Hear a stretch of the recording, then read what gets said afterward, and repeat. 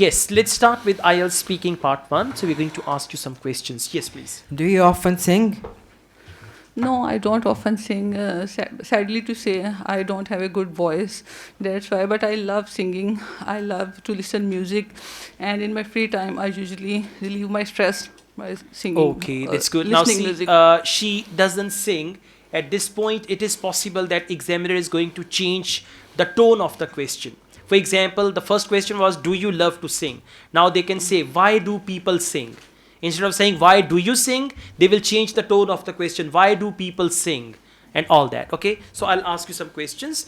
Why do people like singing? Well, singing is very important for everyone.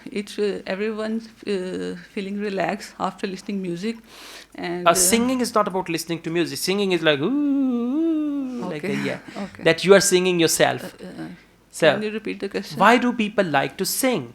Uh, People love to sing for a number of different reasons. First of all, it's a great way to express your feelings and emotions.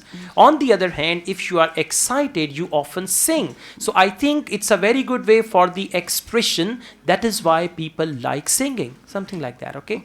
All right. What type of music do you listen to?